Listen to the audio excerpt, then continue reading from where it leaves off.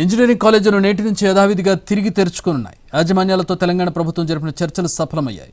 దీపావళిలోగా 1200 కోట్ల రూపాయల ఫీజు బకాయిలు విడుదల చేసేందుకు సర్కార్ హామీ ఇవ్వడంతో యాజమాన్యాలు బంద్ను విరమించాయి.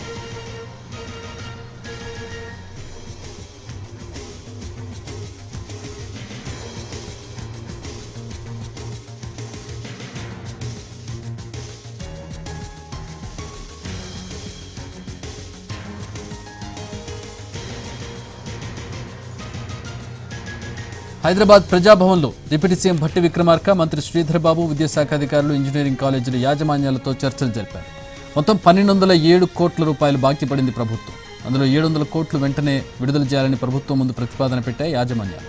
ఇందులో వృత్తి విద్యా కాలేజీలకు 500 కోట్లు, డిగ్రీ పీజీ కాలేజీలకు 200 కోట్ల రూపాయలు చెల్లించాలని యాజమాన్యాలు కోరాయి. చివరికి 600 కోట్లు ఇచ్చేందుకు ప్రభుత్వం ఒప్పుకుంది. మరో 600 కోట్ల రూపాయలను దీపావళికి ఇస్తామని ప్రభుత్వం ఒప్పుకుంది. చర్చలు సఫలం కావడంతో బంద్ను విరమించుకున్నట్టు కాలేజీ యాజమాన్యాలు ప్రకటించాయి. దీంతో ఇవాళ నుంచి మళ్లీ కాలేజీలు రీఓపెన్ అవుతున్నాయి.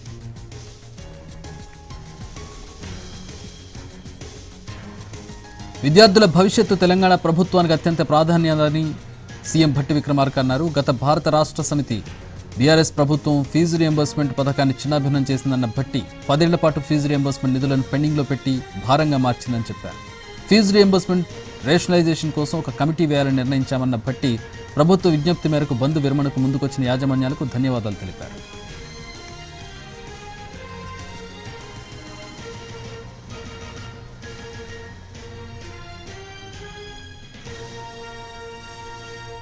ఫీజు రియంబర్స్మెంట్ పథకంలో మార్పులు జరిగే అవకాశం ఉంది. కాలేజ్ అకౌంట్లో కాకుండా నేరుగా విద్యార్థి అకౌంట్లో డబ్బులు వేసే ఆలోచన చేస్తోంది సర్కార్.